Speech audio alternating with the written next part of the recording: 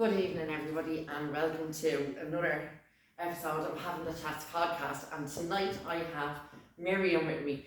Miriam is an amazing lady, but she is also the lady who told Chris to kiss his bride this year and allowed me to marry him. Absolute man of my dreams. And I have to say, I will always know Miriam. Miriam is so close to our hearts now.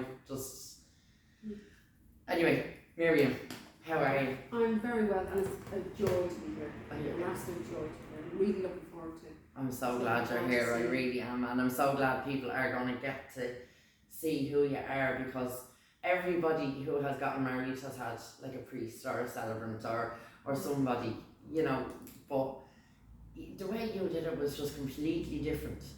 And I feel like I've been to weddings, to other people's weddings, and it's like, although their weddings were beautiful, yeah, to me I feel like, and a lot of people that I know would say, oh Jesus, the church is the hardest part of it, you know, we'll skip forward to the party or whatever. Yeah. But I think our reception, our actual ceremony was the most beautiful part of our day. And not only for the guests that were there, but for me and Chris, because we didn't even know what was about to unfold when we walked in there. Yeah. It was just incredible. So for everybody who was there, you know what I'm talking about because you were crying. And for whoever wasn't, it was just an incredible thing that Miriam did. Was when you met us a couple of weeks before the wedding, it was unbeknown to us, you were getting to know our relationship. Yeah. So we thought we were sitting down for a chat about what the wedding day is going to be like, and you know, there was a bit of chat, and you were slagging Chris and saying, and what do you think of it? She's going to be your wife. And little did we know that when we walked in there on the 5th of August, you were going to like tell our fairy tale story to us and all of our people that came with us. I'm at a loss here, and I am never stuck for words, and people know this, but even in your company now, I'm a little bit stuck for words in thinking of that day. But Miriam, what you do is nothing short of spectacular, and I don't think you like to hear that. You know, I've said to you, you know, you're amazing and you're brilliant at what you do, and you're like, oh, no. But you are, because you made it so personal. Like, as I said, I've been to weddings before, and you'd be thinking, oh Jesus, what time is this over at? Yeah. You know, but I think with me and Chris, I don't know, I really don't know how you did it. It's like you were spat down from heaven or something, really. No, I think nobody recognises the value of the story. And we all assume, and I do think largely that's an Irish trait, you know. We are quite shy, as culturally we're quite shy until we have a few drinks on us, and it's a different kettle of fish. But I will say yourself and Chris's wedding was very different. Now, and I've done nearly 1,300 at this stage. But it's a lot of couples, and nobody recognises the value of that story. But what happens is we can fall into, you know, people have lots of choice today, which is wonderful, but we can fall into a formula of it's do this, and we might put, you know, 5 sentences about each other. But when we tell a story about the person we love, there's an experience now, you know, it becomes more than language, and the experience is something that's felt in the body, away from the head. Yeah. And that's what touches the people who love you. Yeah. So a wedding should always be an experience. It shouldn't be, you know, there's legalities involved where I suppose we do have to have our head on our shoulders for those things. But when you're loved, and I've said this to both of you, when we're loved, we're better people. Yeah. And we don't recognise fully, I think, the value of that. And we don't realise how special that is until it's shown to us. So I always say, my role is essentially to hold a mirror to that unique love story and allow it to be seen for its beauty, because it's the experience of that love story that the people behind you connect with. Yeah, that's exactly what you did. That's what I feel like you showed us our life. It was like, you know, that show on TV years ago, This Is Your Life. Oh yeah. Yeah, that's what I felt like was happening. I was like, what is going on here? Like, you knew everything. From just a short meeting with you, you could. I can't even explain it. It was like you say. It was like holding up a mirror and showing us our own love story, and we didn't even know that was coming. And it was amazing. Like, there wasn't a dry eye in the house. I know, myself included. Yeah. You know, it was quite a movie. Yeah, I think I'll always remember that because of the experience of it. It does change you, and to be in that space. I mean, when I meet any couple, my first role is always to observe. Mm-hmm. You know, because people forget that celebrants, or I believe celebrants, I know people will say, oh, it's a very important role, but we are actually the lowest common denominator. Mm-hmm. We are only there to enable the couple to marry each other. Yeah. But to do it in a way that's appropriate to them and to the people behind, because people should be brought into that experience. I don't think many people want to do this stand up, sit down, what time's the bar open, and then we're done. 10 minutes, 15-minute thing. Because I've seen 5 minute weddings. Yeah. You know, you barely get their names in. Yeah, do you, out, you know. But we have such a finite time on this planet, that when we have an opportunity to share something so profound, what it means to be loved, that is an experience that, as I said, it's a kind of, you know, somatic experience. It touches, there's an emotion, there's an experience in the body that is felt. Yeah. And it's felt by, when it's told with authenticity. Because there's no point in me there saying, you know, a load of, you know, saying things that sound nice but there's no meaning. They have to have integrity, which is why the story always has to be told the way the couple deliver it when we have that meeting, which, as you know, I write. And there are certain things that pop up, because I will always handwrite it initially, and that's really important to me. I don't record it, I don't type it, I handwrite it. Yeah. Because there are words, you know, I'm a great believer in the power of words and language. There are words that pop out, there's emotion that's kind of led into that. And when that's kind of structured into a ceremony and delivered, people feel that. They may not remember what was said, but they know how they felt in that room. Yeah. They might not remember a single thing that, you know, what I said or what anyone else said, but they remember how they felt. Yeah. And it's like that famous quote by Maya Angelou, you know, people will forget what you said, but they never forget how you made them feel. Yeah. And that's really what the beauty of a wedding is. Yeah. When it's told with authenticity, which it should be. You know, and everybody, you know, the harsh reality is the world we live in, not everyone will have the experience to be loved. No. And that's, you know, it's a sad, you know, part of life. So when we do, or when I have the opportunity to tell a story where two people know each other, it's incredibly special. Yeah. And I love that. And we're very lucky, because me and Chris often say to each other, like, we actually are blessed. Like, I don't know another couple that are like us. To have the experience of the relationship. Yeah, I could see that. Yeah. I could see that 5 minutes into your company. Yeah. And I know we had a little bit of a chat beforehand, and I know probably, I don't know, Chris is probably watching, but I will be forever changed by that comment he made. Like, he actually, when I it's one of the things, you know what, there's certain things that I will ask or kind of prompt, because people, when they're put the spot, so subtly though, because we weren't not at any point did we feel on the spot, or like you were taking notes or anything like that. It was just lovely, you know. We had a chat and a cup of coffee, and then you delivered this amazing ceremony. And Dinah was there as well. And Dinah, First time ever I've had a mother-in-law. So well done if you're there. So that was a lovely experience to have her there too. Yeah.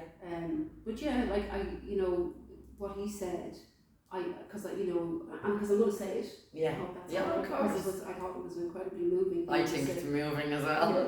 But I would, you know, sometimes I would ask at the end of that piece where I speak to one party about the other person, and both of you are there, and I asked him, I remember asking him, you know, how did he feel, you know, about the fact that you were going to be his wife, and I'm paraphrasing because I don't have the exact phrase, because I remember I was so moved by it. He said, I just feel lucky that she lets me walk with her, or worse, and I was like, oh.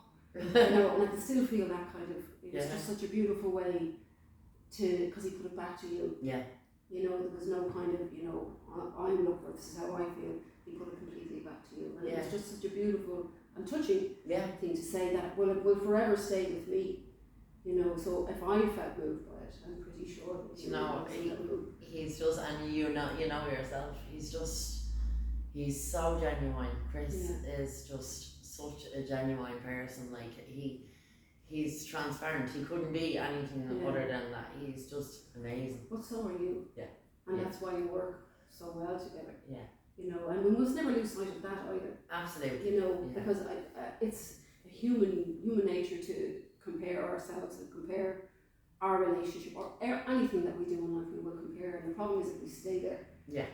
You know, instead of kind of saying, "No, yeah, but to be grateful for what we have, and what you have is very special." Yeah. You No, know, it is. Anybody who's lucky enough to know you well will know that. Yeah. Yeah. You know? We are very lucky, and a lot of people don't get that, so we know that we're lucky. Yeah. We do. Which is what makes it all the more important to share a story, because it also gives other people who are present at that experience, because it is an experience, it's something that's felt as opposed to something that's just said. Yeah. That there, you know, there's an opportunity there. You know, they can be loved in this way, and this is what we love is. Yeah. It's not what we, you know, it's not this hallmark or, you know, movie that we, you know, see, but there's a real authenticity to life. Yeah. And we're loved in spite of all of those little idiosyncrasies that we see as failings or things that drive people, you know, mad. They're the reason somebody loves us. Yeah. Yeah. That's real.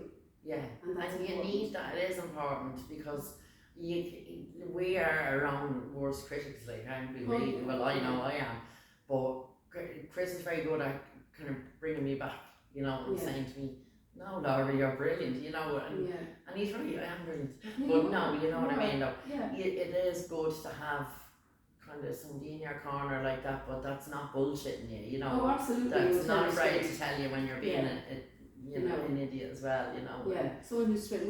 We all need that, you know. And you know, if we're lucky enough to find that person who can also balance, you know, also when we need that support, exactly, in the corner too. Yeah. And that's necessary. But telling those stories, because you don't know, and I've said this to, you know, couples I work with before, you don't know who's present at that ceremony, whose experience of love may be not so, you know, maybe toxic or may not be, you know, the best experience. And sometimes it's the more than language, it's the feeling of being in that and witnessing and being a part of something that feels different can be the catalyst for change in their life, to recognise I deserve better. Yeah. Or, you know, that's a very good point. Yeah, and I have had experience of that. Yeah. You know, I've had couples, you know, say to me afterwards, you know, "Oh, you must have had experience of that before." You know, because it wasn't until after our wedding somebody came to us and said, "You know, this was a situation I didn't realise until I was at your wedding." Yeah. And it has nothing to do with me. Yeah. I think, "Oh, it's nothing to do with me. It's never." I said, "All I am is that kind of mirror." Because it's the felt experience and the delivery of the experience, the story, that touches people, not me. Well, I am so glad that you were our mirror, because I wouldn't have liked anybody else to hold up that mirror. I was honoured to hold it up to. It was incredible. It was incredible. It really was, and it was. I don't know. I don't think I'll ever be at a wedding as moving as that one. Yeah, and you did a reading. And I did a reading. And oh my God, you made it your own, and it was spectacular. I did make it my own, but it was actually yours, and that's another thing as well. You kind of you try to kind of put things like that in, like I suppose again like that, a church wedding or whatever, you'd have hymns and prayers and all that stuff, but you actually make like a story out of it nearly. Yeah, well, I always describe it as a kind of a jigsaw puzzle. Mm-hmm. And each piece that we put into that jigsaw puzzle brings the story to life. Yeah. So every piece of that story is important. Every piece, from the music to the poems, the prose, the poetry. So in that, where I'm writing when I meet the couple, and those words are popping out, something will always trigger something with me, and I can. Now I said I would never tell a couple what to do, and I never have, but I will point them into the direction of have a look at this reading, because it captures, 70 or 90% of the sentiment that you're trying to share. Exactly. Because those readings, poems and prose, their purpose in the ceremony, I believe, is to tell your story, nobody else's. Yeah, exactly. So there's no point in saying, you know, something because your granny likes it, or your father likes it, or your mother likes it, or whatever. The stories have to resonate with the couple. Exactly. Because if we can get that emotion and that experience of your love story held, then that transcends to the other people in the room. Yeah, and that makes sense, like, because that reading that I did was nearly as if it was me. It was nearly as if I had written it. You know, it's exactly what I wanted to say. I've never had anyone read it like you did. Yeah. You literally, you made it your own. Oh, we owned it, didn't I? No, you did. Chris didn't know what was going on. Together. I really don't know. Yeah, and initially it was going to be Nikita or somebody else was going to do that reading, and I said, no, I want to do that. Yeah. And I was like, I'm definitely doing it. But it was perfect. It was absolutely perfect. And then you had that beautiful little teddy for your daughter and your brother. Yes. As well. So yeah. They were. It was lovely. The ceremony too. And I also had, I think I have it here. I had a keychain with Jamie on it as well. Yes. Yeah. In my hand with the bouquet going down, and that meant a lot to me. And like that again, it was, you know, being able to carry these things down the aisle, like to have Jamie in my hands going down the aisle. In effect, to me, that was him walking me down the aisle. I really, really felt that. Like, obviously my dad was walking me down the aisle, but had Jamie have been here, he'd have been on the other side walking me down the aisle. So he very much was in that case. It was just an amazing, amazing day. It really was. The people that you love, I firmly believe, will always love you, whether they're here or wherever they've gone. Yeah. Love is an emotion, and it transcends everything. Yeah, it does. Yeah. But I think with us, when we were getting married, like during our ceremony, it felt nearly like I don't know. I'm struggling with words. I don't know why, because I'm never like this. But it wouldn't have mattered if there was nobody else in the seats behind us and just me and Chris there. Yeah. I don't think we'd have noticed. Do you know what I mean? It was so emotional. It was incredible. Like, that's the only word I can use. It's absolutely incredible. Like, no, it was a joy. It was a joy to tell. It really was a joy, and I was moved. You know, and certainly from what I can gather, anyway, from what I could see, you know, everybody was crying. You know, but it's you know, we live very. The world that we live in today, it's very, you know, false. There can be elements of, you know, we have social media, we have mobile phones, and we have these carbon copies of what we meant to look like and what we feel we should look like, and you know, we can be removed from a lot of life. So to know that we can actually, the experience of delivering something that touches people in the best possible sense, moves them. So it's not your head, it's not a carbon copy, it's something that is, you know, felt in a world that, you know, seems to kind of make us not want to feel all the time. Yeah. And I think that's why they're so important. Yeah. I think it's a real privilege and an honour to be able to do that. Yeah. You know, for people and to walk away. Yeah. And leave them with that, you know, special part of, you know, a space where they've been truly recognised. Yeah. Not just by themselves, like their own, but by the people who really mean something to them, who are behind them, who are holding them in that space. It must be a very satisfying job to do. It's a lovely job to do. I do work quite uniquely in the way that I approach the ceremony. Yeah, because I've never seen a ceremony like the way you do it. I haven't. Yeah, well, I know I work uniquely, and I can't work any other way. Yeah. I couldn't do a ceremony any other way. Yeah. Because I've seen the value of it. Yeah. And I know that felt experience. But when it's done, I leave. Yeah. And I'm kind of gone fairly quickly, because the last thing you need is to be hanging around, you know. Yeah, you're like the fairy godmother that just disappears. Yeah, I know. It's incredible. It's the stage left out there as quickly as possible. Yeah, no, I do. But that's important for you as well. It's important for any couple, because, you know, because of the emotion of that experience and how people feel, it gives you then a space to kind of move into that celebratory mode, you know, Yeah. where we've told your story, and then you can, you know, begin to be you. Yeah. On, you know, in every sense of the word. What's your favourite thing about what you do? I love enabling people to recognise the value of that. Yeah. Because, you know, I've nearly done, as I said, 1,300 weddings, and nobody recognises the value of their story. I obviously knew that me and Chris's relationship was very special, like of course I did. Yeah. But like you say, holding up a mirror, like when it was all said back to us, I just felt like the luckiest girl in the world. Look, I'm fucking really right now. But I really did, like it was like listening to someone else's fairy tale and being like, oh my god, that's beautiful. Yeah. And I'm like, oh my god, no, this is my life. This is my husband. It is, and it's only the beginning. Yeah. You know, it's the beginning of another chapter. Yeah. And that is, it's both a privilege and an honour to be a part of. Yeah. You know, because I'm only the time, like I said, I am only like literally the reflection of it, because when we're caught up in our lives, and we all do it in our daily lives, we're busy and we're kind of moving on, and we don't take that step out, which is why I believe marriage is really important.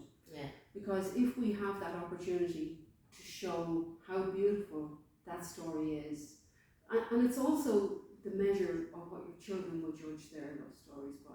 Yeah. Because they'll see, you know, this is real. Yeah. And they don't even have to think that, because they feel it. Yeah. You know, it is an experience. And when you experience that, nothing else measures. And you're so right, because mine, Keita is 22 years old, and beautiful girl. I can't remember whether it was a wedding card or it might have been Chris's birthday. I'm not sure. Not sure if it was a wedding card or his birthday. But in the card she wrote, and I know it was from the wedding. In the card she said, "Thanks so much. You've shown us all what love looks like." Yeah. And I thought, oh my god, like that's Nikita, like, and that's amazing. Like now herself and her partner, they're together 6 years and they're incredible. He's a lovely guy. He's a lovely guy. Frankie's the best, and it's lovely that she said that, because I was like, they get that, like, so even if we did nothing else, like that's incredible, like that's lovely, and for your daughter to say that, that's just she's your daughter. Exactly. You know, she's a lovely girl. She is. Yeah, she didn't make it off herself. No, she didn't. She didn't. No. But it is, and we must never lose sight of that. Yeah. Because you know, other people are not so lucky. That's the reality. No, they're not. They're not so lucky. Yeah. And so when you have an opportunity to experience some real love, because as I said before, real love makes it better. Yeah. Because when we're loved, we're enough. Yeah. In a world that constantly tells us we're not enough. Yeah. From the time we put our foot outside the door, you know, the list, as long as your arm, your hair isn't shiny enough, you have to be a size 0, you have to have perfect teeth, and it goes on and goes on and goes on. And then you come home, and Chris, where we say Chris's favourite thing, he said it's like taking your bra off. Yeah, relaxing off your bra. Perfect example, and perfect expression. But when you come into that space, you have someone who loves you, and you are enough with them. Yeah. And you don't have to be all of those lists of other things. And that is so important in this world. Yeah. That when we are constantly picked away, that we can recognise we are enough. Yeah. And that's that expression, perfectly imperfect. You know, as we are. Yeah. That's what anybody wants. That's what, when we have our children, we love them enough. Yeah. As they are. They might drive us mad, you know, they do things we don't like, but we don't stop loving them. No, we don't, no. You know, and somewhere along the line we give up on that on ourselves. Yeah. But, you know, if you're lucky enough, you find it. Yeah. That you have. And I have, yeah. You know, and he's incredibly lucky to have such a lovely wife. He is, isn't he? He is. That's it. He is. And he forgets to remind him. I remind him often. No, he actually reminds me. He's very good. He's unbelievable. Yes, he's a lovely, he's an absolute gentleman. So I think separately we're both great people. Yeah. But together we're just non-stop. Yeah. Isn't that lovely? He's the other bit of me. But it is important to always, and I always make a point of kind of saying to people as well, like, you know, just in general, even in the barbershop, like, you can be a wife or a husband or a mother or a father, don't ever forget to be yourself. Yeah. You know, because that's the person that they fell in love with. Yeah. You know what I mean? Yeah, absolutely, and that has to be the case. Yeah, and it's very important. Like you still have to know who you are. Yeah, and we change. Yeah, and that's really important. I'd say we evolve. Yeah, exactly. Yeah. Yeah, we evolve, and you have to. Yeah. Nobody's the same person that they married. No. No. You know, you wouldn't want to be because otherwise there's no learning. No, exactly. You know, there's no joy in it. Yeah. You know what I mean? So you have to continue to grow and evolve and recognise that. Yeah. So you don't just do weddings, you also do namings. We do namings and celebrations of life. We don't necessarily call them funerals, we do call them celebrations of life. Because, we get, it's the same thing, it's the telling of the story. And stories are really important. Stories give meaning and purpose to our lives. We're all stories. Yeah. Our families, our friends, our culture, whatever. So all of those ceremonies are celebrating stories of some description, whether it's naming a child, whether it's telling a love story for a couple, or whether it's celebrating the life of someone who's passed. Yeah. Because they're still, it's love. Yeah. It's that emotion that is still present. Yeah. And that's important, because I've often said to people, over the years, they'll be saying to me, "Oh, I'm sorry for someone who's lost somebody," and they say, "Oh, I'm sorry for keep going on about it," and I'm saying, don't apologise for going on about it, because I will talk about my Jamie until the day I pass, because I think people are under the illusion that once somebody has passed, you should don't bring that up again, because that's upsetting. Yeah. I think the person has been there. They've been here. Yeah. Don't act like they weren't. Talk about them I think always. people find it difficult. Some people find it because they don't know what to say. Yeah. And there's that kind of awkwardness. But to be loved at any stage of life, and you don't stop loving somebody because they die. No. And I think anybody that puts a time frame, and that's a big thing. I think that in the world that we live in, you're allotted a time frame for grief. Yeah. And grief goes on forever. Yes. And we just learn, I think it's Miriam I or somebody said, we just learn to carry it differently. Yeah. And it's how we carry it and how we learn to carry it. But that takes time. Yeah. But the greatest honour we can do is to allow people to talk about that experience and to talk about what it means to be loved. Yeah. Because you don't stop loving them because they're not sitting beside you. Yeah, like if I died now, I'd be very pissed off if people stop talking about me in a while. I don't think that's... I'd be haunting them. I'd be like, "Here, did you forget about me? What's this?" I don't think anybody will get you. Just so he is now, I'll be haunted. Yeah, No, it is important though. I think it's very important to allow people to kind of grieve whatever way they want. And grief is individual. It is individual. No two people grieve the same. You could be in the same family. You can, it can be a parent, a sibling. We all grieve differently because our experience of being loved by that person is different. Yeah. And we don't stop loving them. No. Just because they died. Yeah. So that love also needs to be recognised. Yeah. Because it's made you who you are. If we're lucky enough to be loved by somebody for a short time or a long time or however, many years they happen to be in our life, they've shaped us in some shape, make or form to a lesser or greater degree. Yeah. And that stays with us. Yeah. Because it informs, it's been part of our life. And that needs to be recognised. Yeah, definitely. It needs, because it makes us unique. Yeah. So I don't think that should ever be kind of, put into a box or, put away or not talking about, because they're part of your story. Yeah, and your story is important. Yeah. Like if someone emigrated to Australia, you wouldn't stop talking about them because they're not in front of your face anymore. Exactly. Exactly. Yeah, I don't think it should be any different. Yeah. Completely off the page here, but what's the maddest thing that's ever happened at a wedding or a funeral that you've done? Sorry. Okay. What do you call it? Celebration of life?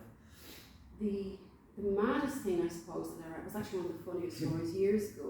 I think it was probably the first or second year I got my legal license, and it was they wanted a pagan style wedding, and I think at the time the Pagan Association hadn't received their legal license. We were getting married at Halloween, and the couple, lovely couple, I remember I met them in town, and they wanted to get married they were all going to dress up in medieval dress for the wedding. Was this at Swords Castle? No, it was in a place in, I won't say where it was, but it was in a place in Meath. Right. Or, no, was it Meath or Navan? Bettystown, somewhere around Bettystown it was. And anyway, they were going to all dress up in medieval. Would that be an issue? I said no, it wouldn't be an issue. And they wanted to kind of start. Did you have to dress up medieval stuff? No, at the time, no, it wasn't. They were all going to another wedding guests were, and that was fine. And they wanted, what was important to them was that they had these particular elements in the ceremony, earth, wind, and fire, and it was they were going to bring it. They were kind of basing it around pagan elements, so that was fine with me because it was part of their story. Yeah. Therefore, it was important. And as it happened anyway, because I was thinking about it afterwards, because I normally would wear a suit, or at the time I wore a suit to perform the ceremony, and I thought, well, that's going to look ridiculous if they're all in medieval costume. I would daft in a suit. So I ended up we were in at the Mind Body Spirit exhibition in the RDS with my husband, and we bought this beautiful medieval velvet dress, kind of purple, very long, kind of Maid Marian type thing. And so I thought, I'll wear that to the ceremony, So I remember emailing the couple and saying, meanwhile the bride said, look, I was just thinking, because everyone's going to be in wedding, would it be appropriate if I wore something then? Because I don't want to. But she said, well, look, I'm not a bridezilla, but I just think that would be a really nice touch. And I thought that sounds very important for the story. 31st of October, drove off to the wedding. I got there was lots of whispering, this kind of, and nobody would look at me. Yeah. Where's the groom? So I walked into the room and saw the groom, and everyone was like, it's not looking at me. I was getting redder by the minute. So I was chatting away to the groom, and he was like, and I said, he'd all the stuff laid out, and I said, have you got the green folder? And so I took the legal document, blah, blah, blah. And then, of course, because it's like the elephant in the room, literally. Yeah. So I said to him, why is nobody dressed up? Nobody is in medieval dress but me. Stop. He was completely oblivious to it, which is why nobody was looking. So he said, oh yeah, I forgot to tell you, we couldn't get enough costumes. So well, they never told you. I suppose, I'm extracurricular, as I should be. But I remember thinking, I was so embarrassed. It was actually quite funny now, and you do have to be able to laugh. Yeah. So I was the only one in this outfit. And when I walked in, actually, believe it or not, there was a big stuffed witch wearing the same outfit that I was wearing. A stuffed witch. It's very entertaining. But that's probably the maddest thing that has happened, I suppose. And did the brides have medieval? No, she had a completely different style of dress completely. Nobody had except myself, which was entertaining. I didn't say you were stunning. Well, no. I didn't wear it since. I did wear it once. I did a Viking wedding last year in the Elders Rest, and I wore it for that wedding. It's another couple because they were very into it. Very good. Yeah, so that's what I thought you were going to say. I know there was a Viking wedding in Swords Castle like a few years ago, and it was a guy and a girl. They actually do Viking reenactments, and so they wear all that stuff, and like they make their own shoes and everything. Like they're really into it. Now I don't know if they do it full time, but I think they do. Yeah, I'm not sure. I must actually ask Chris, but I know they actually got married in Swords Castle, and I did one. The one I did was in the Elders Rest, and they were like I think there was a genuine Viking there at that one. I like that too. Again, it's important to the story. That was the funniest thing, I suppose, that I've ever happened. That is good. But there's always kind of, nothing ever goes, to plan. Yeah. Insofar as, and I think that's a good thing. You cannot stress yourself out about trying to make things perfect or, run on time or all sorts of things, because it takes away from the overall beauty of the story. Life isn't perfect. I'm, I think, too laid back to have ever been a bridezilla. I think to the point that I annoyed the hotel. They were like, I can't go with you, you're too laid back. But it was a good way to be. It was, because it put no pressure on me whatsoever on the day. I don't know how or why I was so calm. I think it was because I'd never organised a wedding before, so I didn't know what I was doing right or wrong. but it just all worked out perfectly on the day. As it should do. Yeah. As it should do, because you get to marry the person you love. Absolutely. That's the most important. Yeah, everybody else is running around like a headless chicken, and we were like, they are right. Well, that's good. This is grand. Yeah, as it should be. As it should be. And to be fair, I remember Chris saying that at the meeting. It didn't matter at the end of the day. No. You know. No. You, like, as far as he was concerned, it was already married. Yeah, exactly. And like, he's been telling people about his wife for years. Yeah. And I only said to him there a few weeks ago, I said, I still am not used to saying my husband. It's so weird. And I was like, is it weird for you saying your wife? And he says, no, I've been saying my wife for years. And I was thinking, Jesus, do you know what? People are probably going to be hearing that Chris got married, and they're like, so Jesus, it's for a wife. Yeah. That only literally dawned on me the last few days. But no, it was just incredible. Probably best day of my life. Like, well, honestly, I can remember my wedding to this day is still the best day of my life, because I know how happy I was. Yeah. And I knew how happy the people who loved me and what they did to try and ensure that I had the best day. Because it was the one thing you do in your life for you. Yeah. Because everything else, that, particularly when you're a parent, you know, and rightly so, becomes about trying to make the best life for your children. But to have something so special for you that nobody can take away from you. Yeah. You know, yeah. You get to celebrate you. So it was, you know, to me, it's a wonderful opportunity. Yeah. To share stories that mean so much to so many people, and that can touch so many people. But there's not, like, obviously not to say anybody else, but there's not many people that do it the way you do it and actually make it about the couple and make it so personal to the couple. Do you know what I mean? And I just think we're blessed that we got you. Well, we really are. I like to think that I'm certainly blessed. I said that to you from the moment I met you. Yeah. I remember our first phone call, and I happened to be in IKEA. And you rang about the booking. Literally down the road in Faintless, there you go. It was like you knew, you were sent to me. Well, I think we were probably sent to each other. Yeah. You know, like certainly reciprocal. But I was, you know, there are people that I've been very, very lucky. I've met some like incredibly wonderful people. But there are people that touch your soul. Like every couple, I have to say, hands down, touches my heart. I couldn't do what I do if they didn't. Yeah. But there are couples that touch your soul, and yourself and Chris was certainly that. You know, and it's not wrong, and it's really important to me. Yeah. You know, that you know that too, because and I think that is the power of a story. Yeah. You know, particularly, you know, when people have had to overcome other things in their lives. Yeah.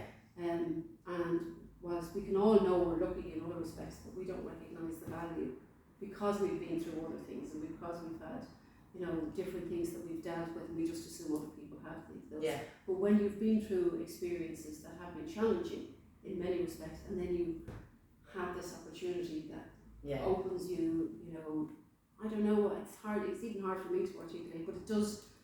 There's a power in that language will never touch.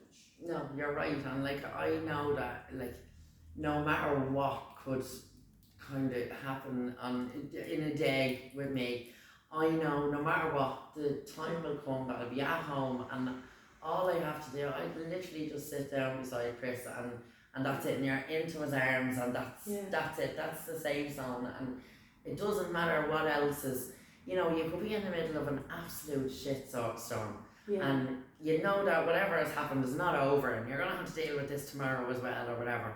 But just to know that you get to go home and sit with your best friend and just talk about it and calm and deal with it again tomorrow, it just makes everything so much easier. Yeah, you know? It does. And if you're lucky enough to find that person that you are, you know. Yeah. And sometimes we don't always want people to fix stuff for us. No, we just I don't want to be fixed. I'm pretty happy being imperfectly perfect. Yeah, you know, exactly. Yeah, or like the Jessie J song, like making my own masterpiece here. Do you know what I mean? Like, don't expect me to be finished yet. I'm not finished. Yeah. And that's the right way. I mean, and that is that, you know, we have to kind of keep growing and evolving and changing. Yeah. But it's also that is when we're going through something. Whilst we don't want someone to fix that issue for us or situation, but we have someone who we can talk to about it. That will be alongside you and listen and hear you and we just can still deal with it ourselves. Cheer you on and say you've got this. That's all you need sometimes. Just someone to say you've got this. Yeah, exactly. Yeah, none of us need fixing. No, we just absolutely, definitely not. We just want someone to go along with us. Yeah, to walk, share the load. Yeah, walk with us. Exactly. And that's the best thing, isn't it? Really. It really is. It is. And I suppose symbolically, when you think of a wedding, that's what you're doing. You're walking with somebody. Yeah. And do you know what I always thought with celebrants? I always thought that they only did weddings. I didn't know celebrants did it's not a christening, it's a naming, isn't it? Naming. Well, funerals. I mean, I can't speak for every celebrant. There are, as the best thing about the way Ireland has gone now, there's lots of choice. There's lots of opportunities for people to have different. I just happen to be doing it probably longer than most. Yeah. And there are there's ceremonies for everything, like namings, where you celebrate, children or the name, why you've chosen the name. It's a celebration for families who don't want to be kind of tied into any religious orthodoxy or that kind of stuff. Because people are moving away from all of that now. I think some people are. I mean, still, I think on the last census, if I'm correct, I think it was 79% of people still identify as Catholic. Really? Yeah. And I would never challenge anybody's belief system. No, neither was I. No, far from it. But sometimes those, that faith might be the only thing that gets them through the day. Yeah. And I think, when we can recognise other people for their humanity, I think we're better people, as opposed to kind of sticking in a camp and saying, exactly. you're this or you're that. And I think that's probably one of the biggest issues with mainstay religions, is we start kind of throwing stones. Yeah. Whereas we can recognise that. I think every religion is important, because I think everybody needs something to believe in. Yeah. And to have and to focus on. And whether you're following a Buddha or the Catholic Church or whatever it is, I think it's important to have something that you believe in. And something that brings you comfort. Exactly, that will comfort you. The problem is, I think, when people try to ram that thing down your throat, that's you have to believe There's a disrespect there. So I think we have to respect people's humanity primarily, and see them as people. Exactly. As opposed to tie them into their belief. Yeah. Because I think there's so much more to life. Exactly. People that don't have a belief. It's battle of the imaginary friend sometimes. Yeah, I suppose. I hadn't thought about it like that. I do. I think a lot of crap, but sometimes it's humorous. I'd say it's always humorous. It does be. Sometimes I just be like, oh God, I can't believe you just thought that. Don't ever say that out loud. But then I said it out loud and it's too late. Sounds like my son. I love that you love what you're doing. You really enjoy your job, don't you? I do. I absolutely love it, because, one, enabling people to recognise the value of the story, but two, I get to experience that. Yeah. So I'm changed by it, I'm touched by it, because each story is different. And whilst there may be, similar elements, each story carries its own kind of, for want of a better word, its own energy, its own feeling, its own emotion. And you can't help but be touched by that. Yeah. Because, you're part of the experience, even though it's a very small part of that experience, you're still a part of it. Yeah. And that affects you. Yeah. You can't not be, if you're doing it properly, I believe, you cannot not be affected. Yeah. The day I turn up to do a wedding that I'm feeling nothing for, or don't feel kind of excited, because I'm excited before every one that I do. Yeah. Earlier I was thinking, I wonder did she ever think, oh, they shouldn't be getting married to each other. Now, funny enough, that is the one question people ask me all the time. Really? All the time, people say to me, oh, you must know. No, I don't think he did. I don't think he did, but believe it or not, most people even that know me or know what I do will say it to me, of the kind of 1,300 odd that I've done. Oh, have you met a couple and you must know. And I honestly, hand on heart, I never allow myself to go, because that's none of my business. Yeah, I never would either, and because there are so many people that would that could say to even me and Chris, that wouldn't necessarily know us as well as they think they do, say, and they could say, oh no, you shouldn't be getting married. Like, we were actually put off going on our first date together. Really, both of us were told, are you mad? You know, but we did anyway, and like, it was great. But yeah, I don't think it's anybody's place it's to say, place, yeah. And I've never allowed myself, that's a line I don't cross, because that's not my role. Because even if you know that what they're doing is that they shouldn't be getting married, or you might look at a girl and say, God, she really shouldn't be marrying him. I would believe it's her mistake to make. But to be honest with you, I don't even allow myself to get that far. Yeah. Because if they're working with me to do something, I'm there to tell their story. That's my role. Exactly. And I have, the world is full of people who have opinions about everything. Yeah. I don't need to. Karens, I call them Karens. Yeah, and I don't need to. I have another C word for them as well. Yeah. Well, I don't need to be one of them, so I don't allow myself to go there. Yeah. That's not because in that moment, it is an opportunity to tell their story. Life is long if we're lucky. Yeah. If we're lucky, life is long, and everyone has their own kind of journey to make or their own decisions to make. And I know from experience, if I was told not to do something, I'd do it 10 times over. Yeah. Much to my own detriment. That's my personality. Yeah. And people have to learn their own lessons their own way. Yeah. I don't think it's my place, certainly. Or anybody's people in place. their life who will do that for them Yeah. anyway. Yeah. I don't need to be one of them. That's not my role. Yeah. So I've never, I've never allowed myself to cross that boundary. Good. So it doesn't even enter my head. Yeah. When I'm in a couple, never. Yeah. And out of all of the couples I've worked with, it has never presented itself, and I won't allow it to either. Yeah. Because well, it'd be like going to a christening and saying your name or what? Yeah, I know. What? Are you serious? She was like, so that kind of stuff. Yeah, it's funny, and it's the one thing people say to me all the time. Really? Yeah, I think it's probably the question I've been most asked over the last 12 years.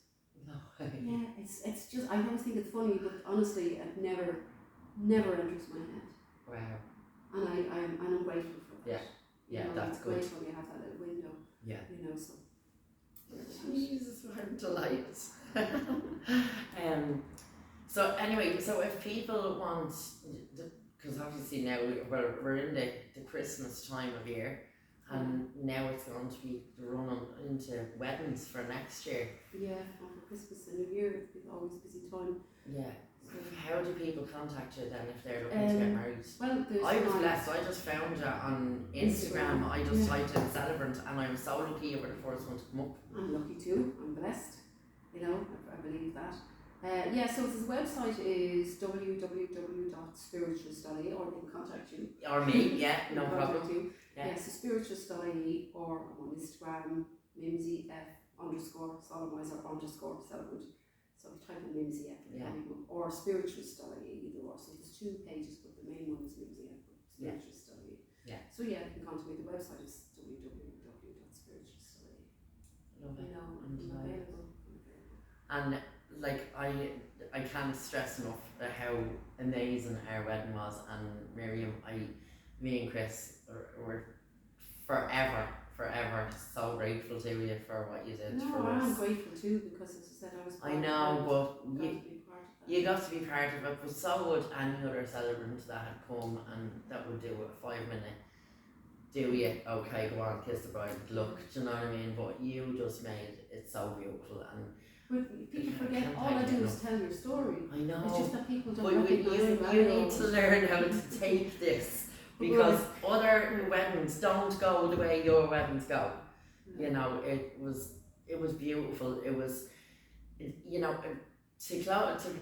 I closed my eyes and listen, like I was crying listening to my own love story, because it felt like, I was thinking, oh my God, that's so beautiful, and I was like, oh my God, shit, it's me, it's us, it's me and my husband, and I still can't get my head around it. I really can't. We knew going into that room that day that we were getting married, but it was a whole lot more than that. It really was. As it should be. As it should be. You know, but that comes down to your story. Yeah. You know, I don't think... I've never heard a story being told the way you tell it. No, that's why it was a lovely story to tell. It's just, and I feel very privileged and honoured to be able to tell it. Yeah. That's, you know, so I'm, you know, I would consider myself 100 times more lucky than yourself and Chris to have the story. You know, and for all of the people who are there as well to be part of it. Definitely. And you know, I do believe people are sent to each other. I do for 100%. I really I'm very do. glad that I was sent. Yeah, you definitely were, because you just fit in so well to the way we are. I think, you know, you understood us the minute you met us. Yeah. But as it should be. Yeah. As it should be, you know. I don't think any celebrant should be there to change or to alter or to kind of. We should just be there to reflect. Yeah. That's all, you know. And look, the kids are adorable. Oh my God. You know, and even your daughter looks so stunning, Nikita. Yeah, she's amazing. You know, and Dinah and you know Chris's sisters too. Yeah. And even the guy that was doing the camera, his nephews. Everyone was just so lovely. Yeah. Like there wasn't a single person like in from the guests who were there you knew what it was to be loved. Exactly. And that's all I think anybody would go for. Yeah, the love in that room was unbelievable. Yeah, it was palpable, absolutely palpable. Yeah, it really was. You know, and isn't that the best outcome that you can hope for? Yeah, absolutely. You know, and I got to marry my best friend. You did, and I got to marry you. You did. Yeah. You know, and you both looked stunning. Yeah, we did. We were absolutely gorgeous, weren't we? Yeah. And the little caps were just so cute. I know. So cute. I know. I'm very lucky, and so is he. Yeah, he is. He's a very lucky man. Yes. So there you are. This is Miriam Fitzgerald, and she is spiritualist.ie. If you want to contact Miriam, you can. Where she said, I will leave the links below and on YouTube and on Spotify. You can also go through me if you need to contact Miriam.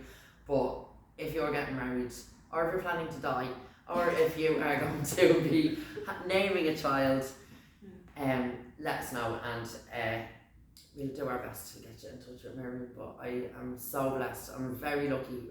We're very lucky that we got to have Miriam. So I'm highly recommending her. So Miriam, thanks for coming in today. No, thank you for having me. I'm sorry I've kept you about 3 hours because we had to have about a 2-hour chat before we turned on camera. But yeah, so thank you for good night and tonight, and good night. Jesus.